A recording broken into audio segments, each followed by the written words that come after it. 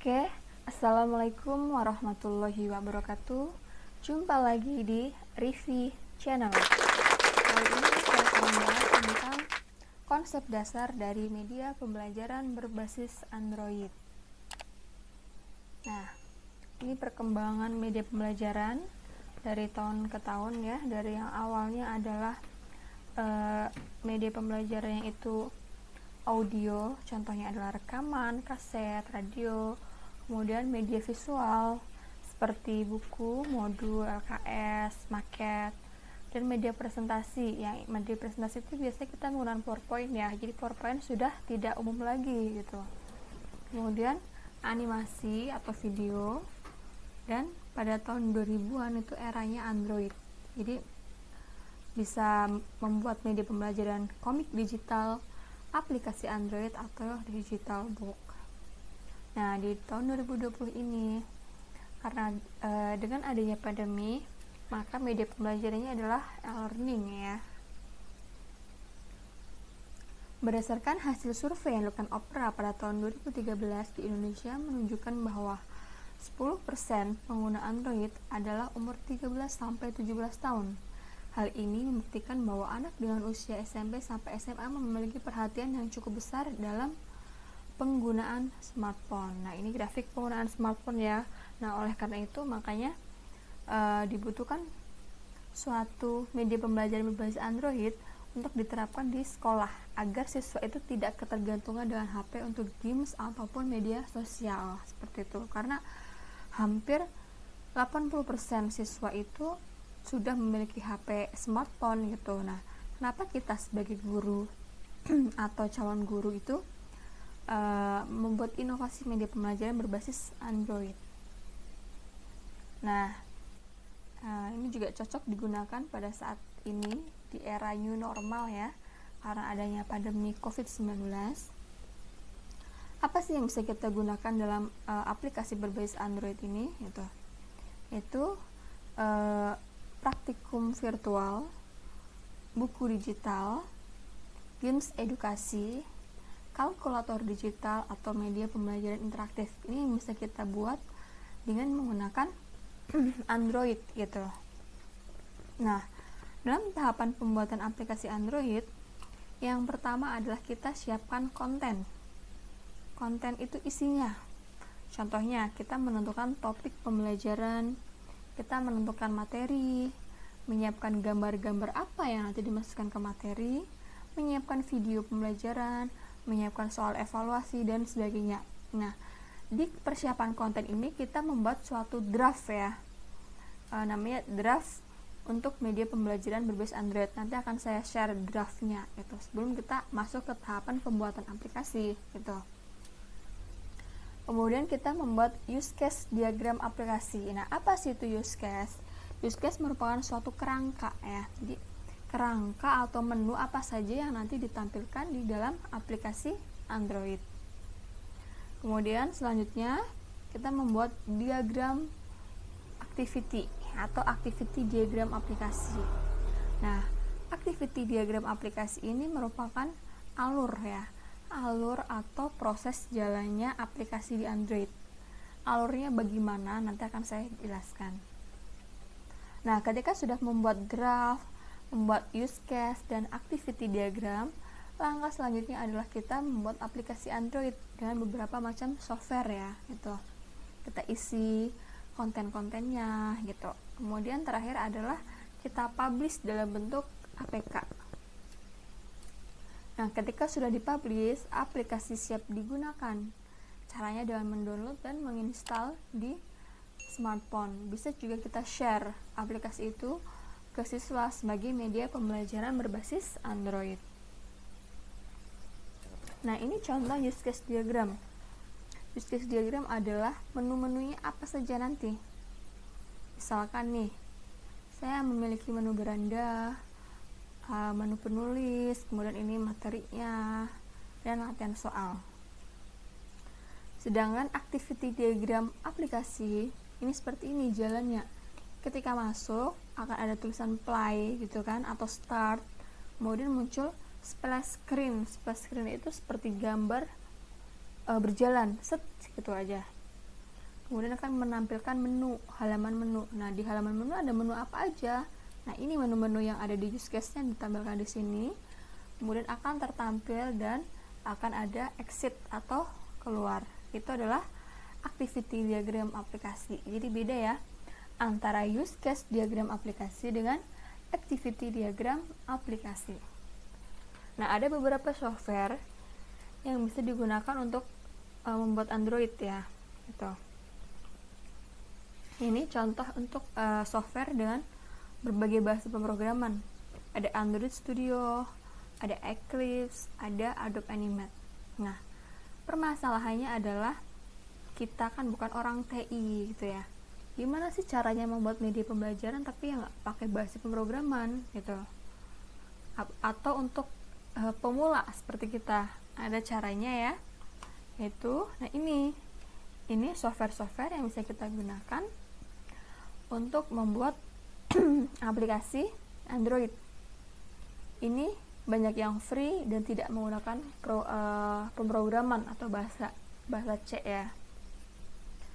Yaitu ada AppGeyser, ada AppyPie, ada Meet App Inventor, ada Smart Aplikasi Creator, dan ada PowerPoint. Nah, saya akan jelaskan satu persatu. Nah, ini AppGeyser. Jadi AppGeyser ini bisa digunakan untuk membuat aplikasi dan game ya. Nah, biasanya jenis aplikasi yang dibuat dengan AppGeyser ini adalah aplikasi website, messenger, ebook bisa ya pakai ini, tapi tidak bisa diisi macam-macam, hanya dalam bentuk ebooknya saja. Kemudian radio, musik, dan media pembelajaran. Nah, di aplikasi AppGeyser ini ada yang free dan ada yang berbayar gitu. Cuma untuk isi kontennya itu terbatas, tidak terlalu lengkap. Nah, alamat untuk AppGeyser ini www.appgeyser.com. Kemudian yang kedua adalah AppyPie. AppyPie itu mulai terkenal di era tahun 2012 sampai sekarang gitu. Cuma di AppyPie ini banyak sekali perubahan-perubahan, setiap tahunnya pasti mengalami perubahan gitu. Jadi untuk AppyPie, AppGeyser itu bukan software ya, tapi aplikasi builder, online builder. Apa itu online builder? Online builder itu kita mengerjakannya langsung di websitenya. Tidak perlu kita install software ya, karena nggak ada software gitu. AppyPie juga sama. Dalam pembuatannya, AppyPie harus terkoneksi langsung dengan internet. Online kita mengerjakannya. Fitur yang ada sangat lengkap sekali di AppyPie ya, gitu. Di AppyPie juga ada yang free dan ada yang berbayar. Untuk yang free itu hanya 7 hari proses editing. Untuk yang berbayar lifetime gitu ya. Cuma setiap bulannya kita harus dikenai bayaran gitu. Nah, untuk yang free, fiturnya tidak semuanya dapat. Seperti kuis tuh nggak bisa. Kemudian ada event-event itu nggak bisa gitu. Nah, ini alamat AppyPie-nya. Nanti teman-teman bisa download, ini ada tutorial, bisa buka di review channel, di situ ada tutorial tentang AppyPie dan ada contoh aplikasinya ini. Nah, di AppyPie itu mengalami perubahan-perubahan setiap tahunnya ya. Kalau sekarang itu di AppyPie dihubungkan dengan kartu kredit atau PayPal gitu. Jadi itu hanya untuk istilahnya melok aja gitu kan. Tapi nanti tidak, kalau kita pilih yang free, kita tidak perlu membayar gitu. Yang ketiga ada Meet App Inventor. Nah, di Meet App Inventor ini juga merupakan suatu online builder ya gitu. Jadi tidak menggunakan bahasa pemrograman, tapi kita hanya di situ ada puzzle untuk menghubungkan antara program ini dengan program yang lain atau menu-menunya gitu. Jadi prosesnya hanya perlu drag and drop gitu. Fiturnya sangat lengkap sekali di Meet App Inventor. Nah, ini alamatnya. Nanti teman-teman bisa download contoh aplikasi Androidnya ini atau tutorialnya, bisa buka di review channel ya. Ini berbagai fitur di Meet App Inventor, sangat lengkap sekali. Kita orang fisika bisa menggunakan ini untuk dihubungkan ke sensor. Kalau kita punya sensor, misalkan menggunakan Arduino seperti itu, kita ingin membuat praktikumnya. Nah, bisa dengan App Inventor, ini ada banyak sekali sensornya. Kemudian mau dibuat animasi, ini bisa drawing and animation, bisa dihubungkan ke berbagai macam map, berbagai macam media, misalkan mau live streaming, video langsung seperti itu, atau ada kamera itu bisa. Storage-nya juga ada banyak, bisa dihubungkan kemanapun dan ke sosial media. Jadi sangat lengkap sekali. Kemudian yang terakhir adalah PowerPoint. Nah, PowerPoint bisa kita gunakan sebagai media pembelajaran berbasis Android, tapi ada syaratnya. Yang pertama adalah PowerPoint itu kita hubungkan dengan aplikasi eSpring Suite. eSpring Suite itu nanti dalam bentuk HTML gitu ya. Jadi ketika sudah menginstal eSpring Suite, nanti otomatis di PowerPoint akan ada menu eSpring-nya. Nah, kita bisa publish melalui eSpring-nya agar menunya itu agar filenya itu HTML bukan PPT lagi. Nah, setelah dalam bentuk HTML baru kita upload atau ubah ke dalam ini website 2 APK Builder. Nah, di sini akan mengubah dari HTML ke aplikasi Android. Jadi ada 3 tahapan. Ini contohnya, nanti teman-teman bisa lihat di review channel ya, ada tutorialnya, ini contoh aplikasinya. Nah, ini langkah-langkahnya sangat lengkap, nanti bisa dilihat di tutorial tadi sudah dijelaskan ya gitu. Yang terakhir adalah SAC atau Smart Application Creator. Nah, di SAC ini ini dalam bentuk software. Kalau yang lainnya adalah online builder, mengerjakan langsung di websitenya. Kalau ini kita harus punya softwarenya gitu, dan mengerjakannya secara offline. Ada yang free dan ada yang berbayar nanti teman-teman ketika download di webnya. Ini webnya smartapps.creator.com. Kalau yang free hanya 30 hari masa berlakunya dan ada watermark. Jadi setelah 30 hari softwarenya harus di uninstall, kemudian teman-teman download lagi dan install lagi gitu ya. Nah, ini tutorialnya sudah ada di review channel, nanti tinggal dibuka, dan ini contoh aplikasinya. Nah, seperti ini, jadi tampilannya seperti PowerPoint nanti. Ini ada sheetnya itu seperti lembar gitu ya, di PowerPoint itu. Nah, ini hasil media pembelajaran yang pernah dibuat. Apa sih kelebihan dari media pembelajaran berbasis Android? Yang pertama, sangat interaktif ya, karena siswa bisa mencoba klik-klik tombolnya, bisa cari tahu sendiri, bisa belajar mandiri gitu. Bisa dibuka secara offline ya, apalagi sekarang kan di masa pandemi ini sudah menguras banyak uang untuk membeli kuota. Nah, ini bisa dibuka secara offline. Bisa diisi banyak konten, tidak hanya materi saja, mau kita tambahkan video, mau dihubungkan ke sosial media, itu sangat bisa sekali. Terus kemudian mudah digunakan dan bisa kita gunakan kapanpun dan dimanapun tanpa ada batasan ruang dan waktu. Nah, nanti ketika teman-teman sudah punya dalam bentuk APK di laptop, teman-teman bisa buka untuk melihat reviewnya itu menggunakan aplikasi Memo. Aplikasi Memo itu untuk menampilkan APK, jadi tampilannya seperti di HP. Ini caranya. Ini teman-teman bisa lihat tutorialnya.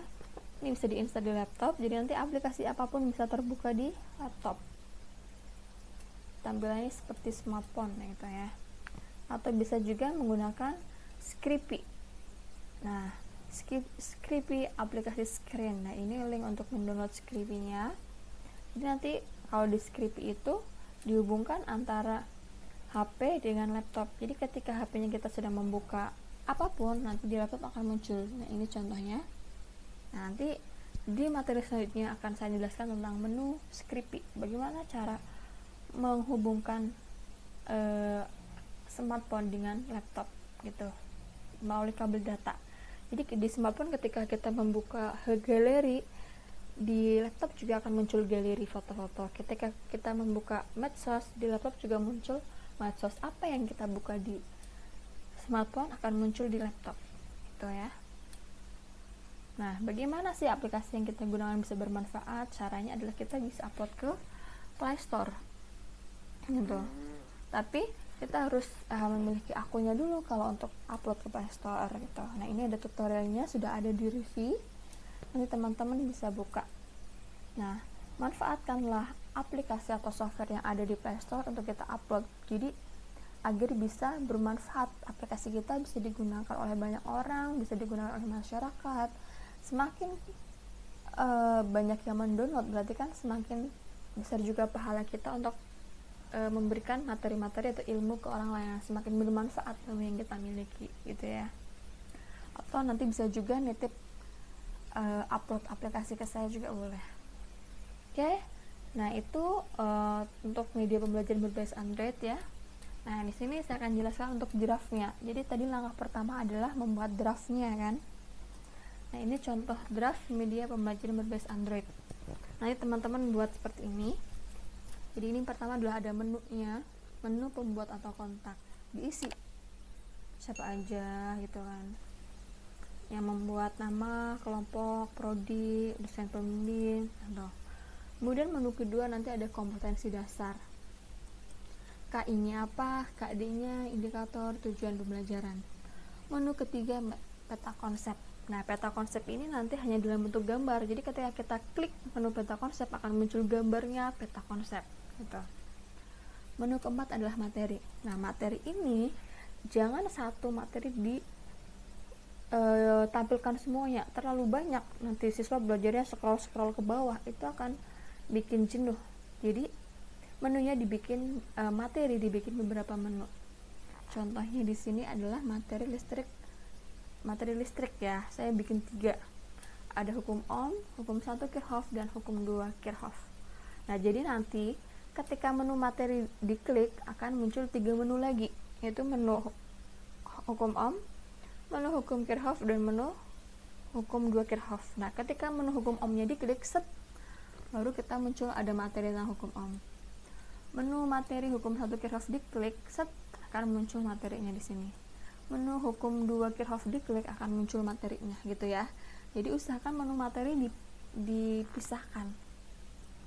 Jangan satu materi dijelaskan secara utuh, itu akan terlalu banyak gitu, jadi akan mengurangi penampilan atau visualisasi dari algoritma.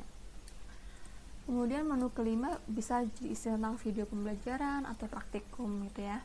Jadi ketika diklik menunya akan muncul video-videonya atau akan muncul praktikum gitu. Dan menu terakhir adalah evaluasi. Ketika diklik evaluasi, udah siswa langsung mengerjakan di situ. Dan usahakan evaluasinya secara online, jangan bukan soalnya saja tapi online, jadi siswa bisa langsung mengerjakan di aplikasi Android-nya. Oke, demikian penjelasan dari saya, semoga bermanfaat. Assalamualaikum warahmatullahi wabarakatuh.